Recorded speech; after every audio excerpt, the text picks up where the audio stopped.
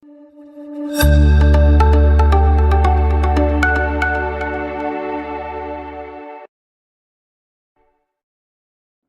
Assalamualaikum warahmatullahi wabarakatuh. Waalaikumsalam warahmatullahi wabarakatuh. Saya Muksalmina yang membuka acara ini terkait dengan tema PON Aceh Sumut 2024. Alhamdulillah pada hari ini kita sudah ada kedatangan tamu kita, Bapak Dr. Hendra Saputra, SPD MPD.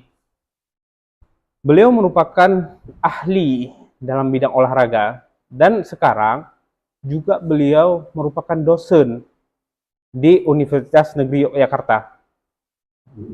Beliau ini merupakan putra kelahiran Kota Juang, Biren Aceh. Jadi gini Pak, yang ini sekitaran 49 hari lagi akan dilaksanakan PON di Aceh.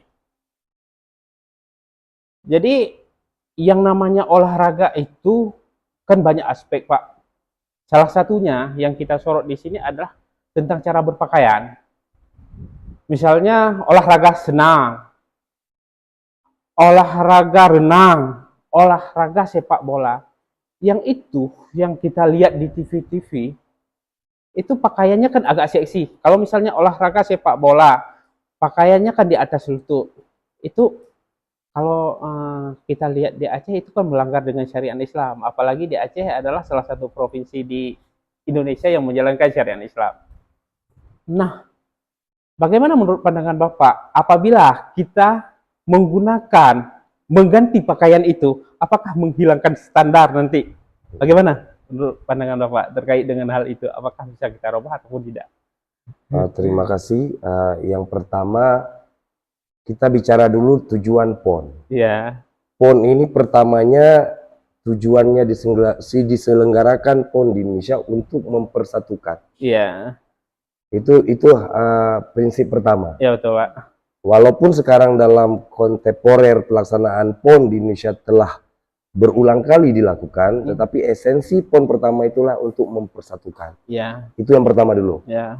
Yang kedua, bagaimana aspek standar di dalam olahraga, baik dalam standar berpakaian ataupun standar lainnya, apakah itu bisa kita turunkan atau tidak? Iya. Untuk apa? Kalau saya tadi mendengar dari pertanyaan disampaikan dalam perspektif syariat Islam di Aceh. Iya. Karena saya juga putra Aceh, walaupun saya sekarang ada di luar Aceh, tapi kacamata saya tetap kepada Aceh tetap tidak pernah hilang. Yang pada intinya, dimanapun itu kultur itu kan penting. Ya. Artinya bagaimana kultur syariat Islam di Aceh itu sangat penting untuk kita jaga. Tetapi pada prinsipnya kalau menurut saya standar untuk olahraga itu juga harus bisa menyesuaikan dengan kultur tadi. Karena kenapa? Karena buat apa kita paksakan untuk pelaksanaan PON khususnya di kultur yang kita pahami bersama, salah satu provinsi yang menyelenggarakan syariat Islam, tetapi kita memaksakan harus dengan standar yang harus digunakan kalau diadakan di tempat-tempat yang lain. Artinya berarti penyelenggara olahraga tersebut ataupun cabur-cabur yang ada di dalam olahraga tersebut berarti tidak bisa menyesuaikan dengan kultur tadi. Artinya terjadinya PON bukan untuk mempersatukan tadi, justru bisa untuk membuat suatu posisi yang bisa membuat orang terjebak dalam situasi yang tidak bisa saling menghargai keberagaman tadi. Jadi bagi saya kalau ditanya pertanyaannya apakah bisa kita turunkan standar berpakaian tadi, saya pikir bisa. Tetapi dengan bagaimana melakukan penyesuaian yang penting nilai-nilai pertandingan yang tujuan diadakan PON itu bisa terlaksanakan secara baik.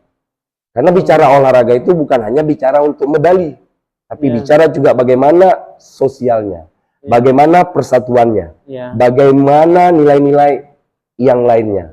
Begitu juga dengan penyelenggara di Aceh juga harus bisa menyesuaikan itu. Nah, jadi pada prinsipnya tujuan itu yang harus kita pahami. Tujuan pelaksanaan PON itu pada dasarnya untuk mempersatukan. Jadi saya pikir begitu. Terima kasih. Tapi gini Pak, kalau misalnya kita turunkan standarnya, apakah tidak akan mempengaruhi terkait dengan sportivitas nanti? Kalau kita bicara standar berpakaian, Ya, sportivitas itu bukan karena pakaian, tetapi ada nilai-nilai yang dipahami oleh seluruh pelaku olahraga termasuk atlet untuk bisa menganggap bahwa lawan bermainnya adalah teman bermainnya. Nah, itu yang pertama. Kalau pakaian itu hanya alat pendukung untuk beraktivitas. Sekarang kan juga kita udah banyak tahu bahwa pakaian-pakaian olahraga juga seperti ada Islamic Olympic Game juga, itu yang negara-negara Islam juga bisa dilaksanakan toh. ya, Bagaimana penyesuaian berpakaian tadi menyesuaikan tanpa menghilangkan nilai-nilai olahraga tadi atau aktivitas yang dia lakukan tidak terganggu toh. Banyak juga kita lihat pakaian renang sekarang sudah Islami sekali, ya. bisa dilakukan. Ataupun kalau dia bukan orang Islam yang tidak diwajibkan untuk hijab, yang penting kan pakaiannya juga menyesuaikan. Ya. Saya pikir itu bisa. Iya. Tidak ada yang tidak bisa di dunia ini, yang penting niatnya ada. Saya pikir itu. Oh ya Pak, setuju Pak. Nah, Habis itu ini Pak, satu lagi, ini terkait dengan politik Pak. Karena jelang 2 bulan setelah PON ini kan sudah kita ada pemilihan pilkada di Aceh. oh iya. Ini kan lagi tahapan-tahapan pilkada Pak. Pasti apakah ada mempengaruhi nih Pak terkait dengan pilkada nanti dengan adanya PON? Nah, ini pertanyaan cukup menarik ini. Karena begini pada dasarnya ya, kalau kita bicara olahraga selalu akan kita bisa mengaitkan dengan politik gitu. Iya betul. Karena dulu juga pada saat Soekarno, Ya. ini saya cerita perspektif sejarahnya sedikit. Iya betul. Pada saat itu ada namanya Ganevo, lawan tandingnya Olympic Game. Ya, Bagi Soekarno, dia menggunakan olahraga sebagai alat politik. ya, Jadi olahraga itu dulu waktu masa Soekarno, waktu memperjuangkan kemerdekaan termasuk lahirnya PON, Ya. adalah alat politik. oh, Jadi kalau kita bicara olahraga dan politik, ini bicara berarti mata uang ini yang saling Ya. berbolak-balik gitu. ada kesinambungan Pak. Berkesinambungan. Jadi saya pikir itu hal yang biasa. Karena yang penting yang harus disikapi bagaimana kontestasi untuk politik nanti. Ya. Kan ini dikatakan 2 bulan setelah PON. Ya, Jangan sampai mengganggu proses pelaksanaan PON di Aceh. Karena ini kan kita berbicara politik, kan berbicara banyak hal termasuk kepentingan-kepentingan. ya betul. Apalagi politik sekarang. Ya, Tapi kita harus tahu tujuan PON yang pertama juga untuk persatuan. ya, Jangan karena ada kepentingan politik kita pada saat pilkada kita tarik ke dalam konteks-konteks PON. ya, Dan itu bisa mengganggu stabilitas pelaksanaan PON.